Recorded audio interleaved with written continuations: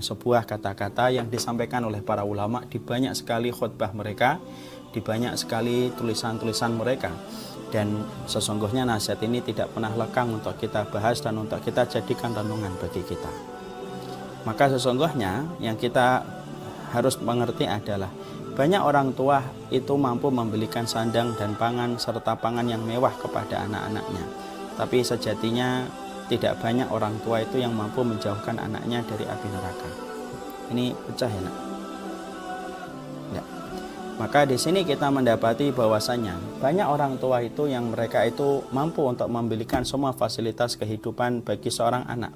Tapi ternyata tidak setiap orang tua itu ternyata mampu untuk menjauhkan anaknya dari api neraka. Padahal kita mengerti betul bahwasanya tugas terpenting dan tugas utama bagi setiap orang tua yang telah diberikan anugerah anak oleh Allah Subhanahu wa taala, tugas primernya itu bukanlah ketika kita memberikan sandang, papan dan pangan. Betul, itu juga merupakan tugas yang harus kita lakukan selaku orang tua. Tapi tugas pertama yang Allah sampaikan di dalam salah satu ayat yang sangat terkenal, yaitu Qu anfusakum wa ahlikum naro, surat At-Tahrim ayat yang ke-6.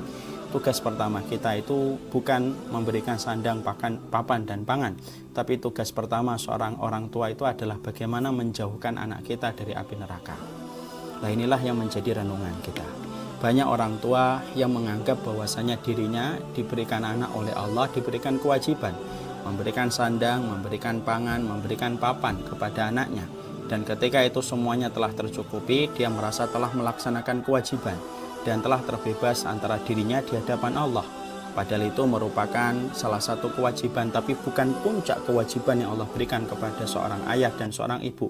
Puncak kewajiban yang Allah bebankan kepada seorang ayah dan seorang ibu, bagaimana menjauhkan anaknya dari api neraka.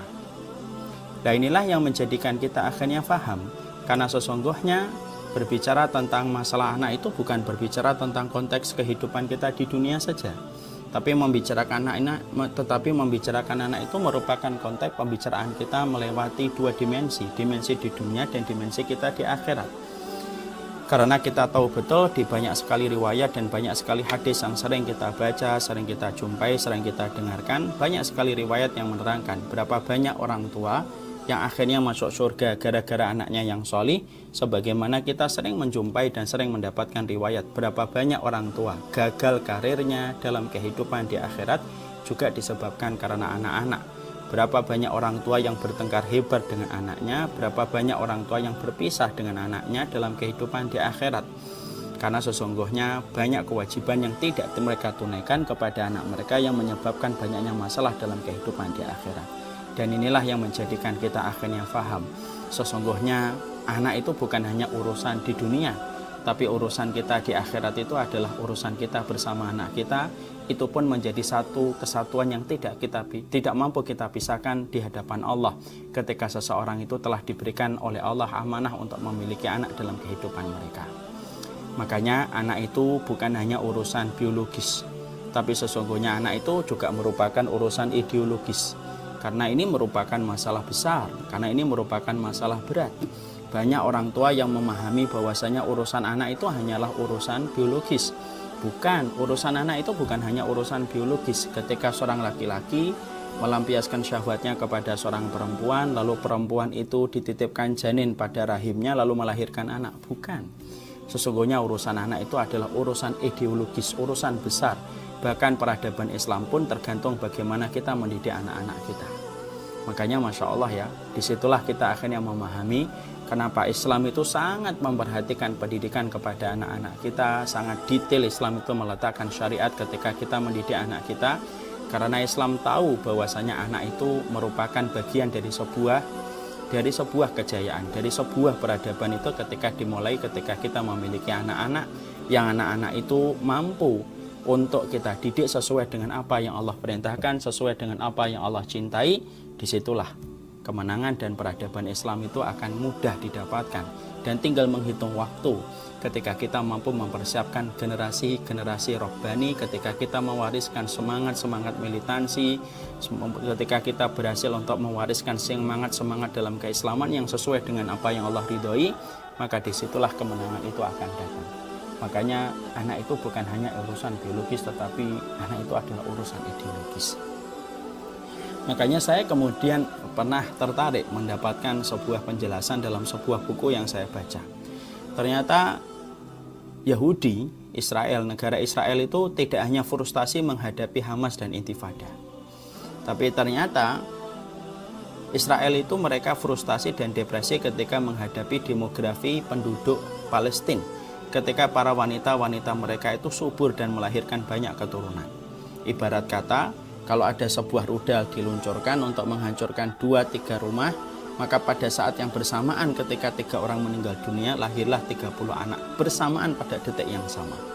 Kalau dilemparkan rudal pada satu daerah mati 7 orang, kemudian bersamaan dengan detik itu pula kemudian lahirlah 100 orang bayi kecil yang baru dilahirkan. Dan akhirnya membuat Israel itu bukan hanya bingung menghadapi Hamas, tapi juga mereka bingung bagaimana menghadapi suburnya penduduk Palestina ketika mereka itu memiliki keturunan. Disitulah kemudian saya berpikir, Masya Allah ya, kalaulah para wanita baru memiliki banyak anak, yang mana anak yang banyak itu belum dijalankan apapun, hanya punya anak saja, ternyata negara sekelas Israel saja bisa frustasi menghadapi kaum muslimin ketika mereka memiliki banyak keturunan.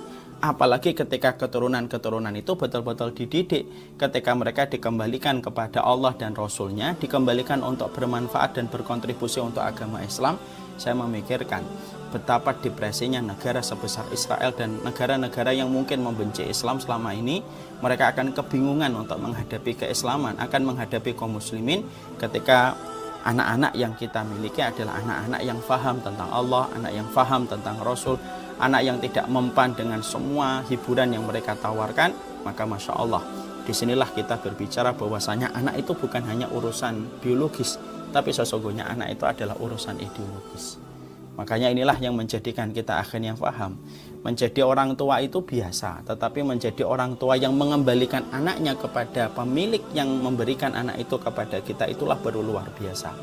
Karena sesungguhnya puncak karir tertinggi seorang ayah dan puncak karir tertinggi seorang ibu itu adalah ketika kita memiliki anak-anak yang kita kembalikan anak itu kepada Allah dan jalannya. Dan ini merupakan tugas terberatnya kita. Makanya tugas terberat seorang ayah dan seorang ibu itu bukan memberikan sandang, papan, dan pangan.